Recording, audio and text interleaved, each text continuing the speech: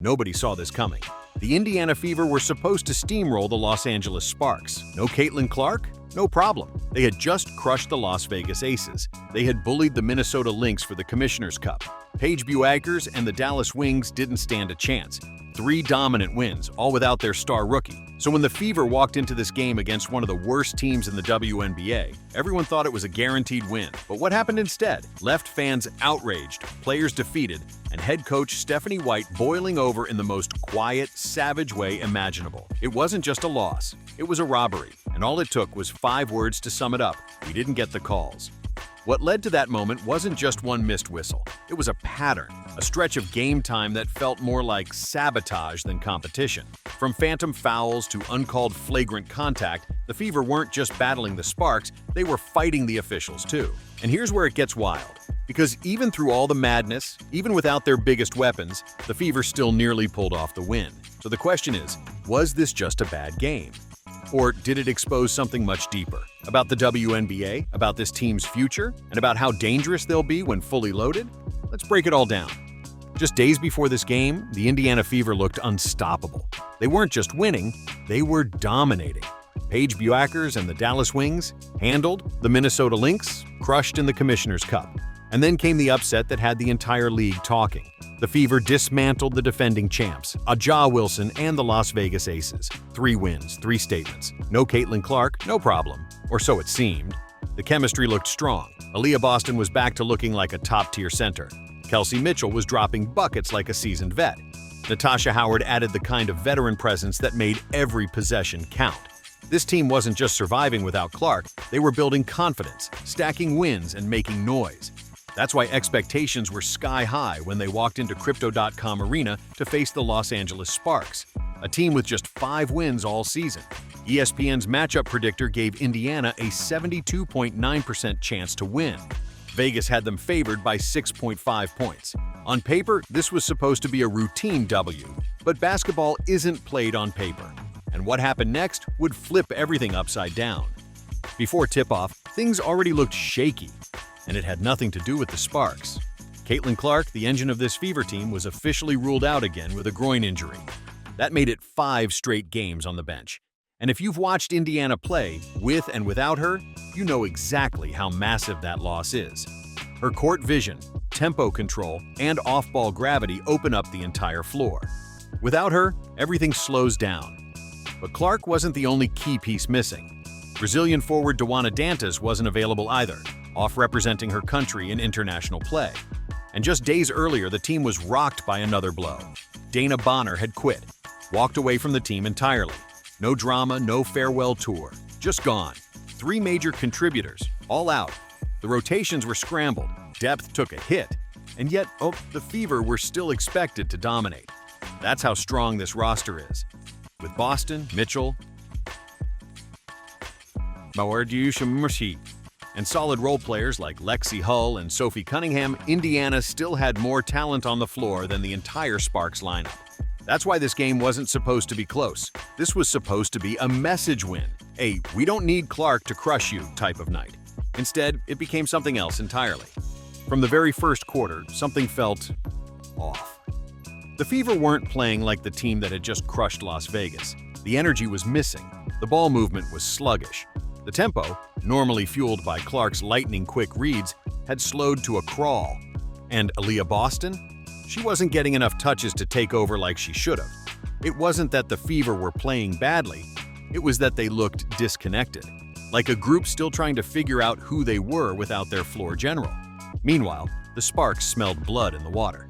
Despite being one of the worst teams in the league record-wise, Los Angeles came out scrappy, aggressive, physical. They drove straight into the paint, again and again, racking up buckets and drawing fouls. By the time the second half rolled around, it was clear this wasn't going to be a comfortable win for Indiana. It was going to be a fight. But here's the thing, the Fever still had more than enough firepower to pull this one out. Mitchell was heating up. Boston was getting active on the boards. Howard was settling in. The pieces were there. The only problem? They weren't just battling the Sparks anymore. They were about to go to war with the referees. This is where the game stopped feeling like basketball and started feeling like sabotage. The whistles began to pile up, and almost every single one went against Indiana. Aaliyah Boston, arguably the best center in the league, was called for soft, barely there fouls all night. 3 different times she got whistled for contact that didn't even exist. Meanwhile, the Sparks were getting away with everything. Shoves, grabs, elbows, no calls, nothing. Then came the moment that had fans across the country losing their minds. Sophie Cunningham got grabbed by the neck. Yes, the neck. Pulled down in what looked like a flagrant foul on any normal day. But instead of awarding free throws or even acknowledging the danger of the play, the refs somehow called a jump ball. And if that wasn't enough, the very next play, she got thrown down again. Still no whistle. Kelsey Plum elbowed Lexi Hull in the face, then stepped over her in full view of the officials. Nothing. Not a tech, not a foul, not even a warning. By the fourth quarter, fans were boiling. Social media lit up with posts questioning whether the refs were even trying to hide the bias. The Fever players' frustration was written all over their faces. They were fighting their hearts out and getting punished for it, over and over again. And then, after everything, Stephanie White stepped to the podium and dropped the 5 words that said it all.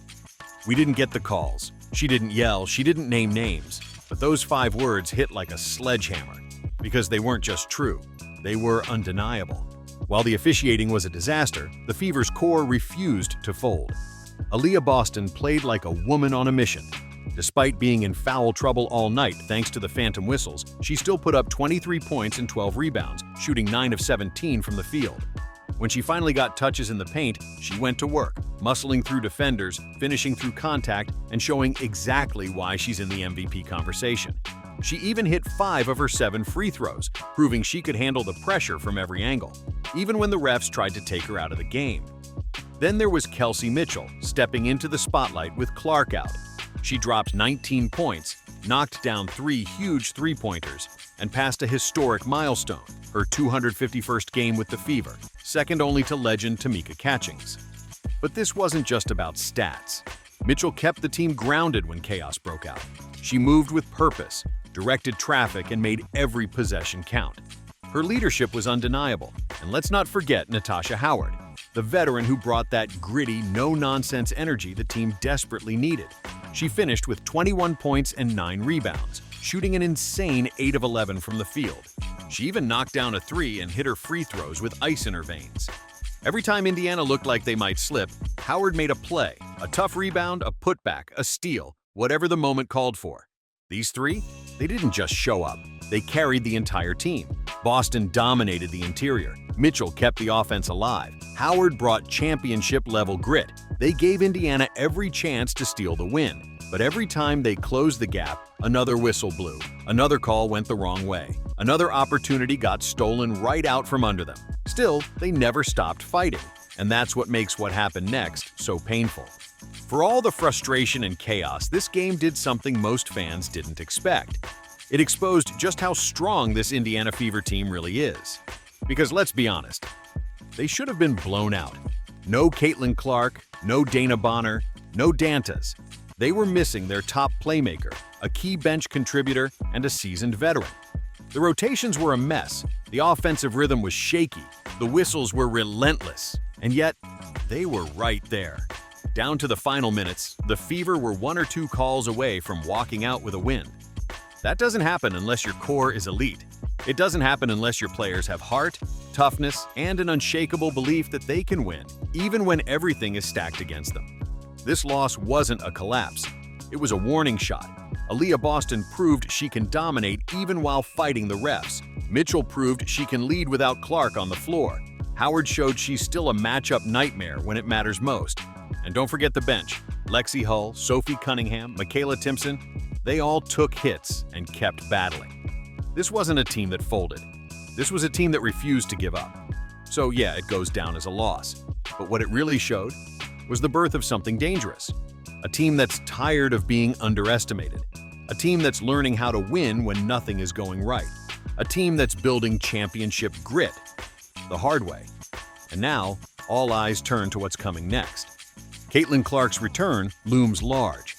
Reports say she could suit up as soon as Wednesday against the Golden State Valkyries, and when she does, everything changes. Imagine Clark's court vision igniting Aaliyah Boston in the paint, Kelsey Mitchell spotting up from deep, Natasha Howard reading defenses like a veteran chess master, and Lexi Hull flying into loose balls. That's a championship roster coming alive, and the schedule only fuels the hype. Atlanta's physicality, Dallas's speed, Connecticut's size, New York's home crowd energy, each matchup is a test, a proving ground where the Fever can channel every slight, every missed whistle, every painful loss into a statement. Every opponent that beat Indiana while they were shorthanded should be on notice. This team learns from adversity. But here's the real kicker. This young core isn't just waiting on Clark. They've grown up through fire. Aaliyah Boston has carried them on nights she should have been benched by fouls.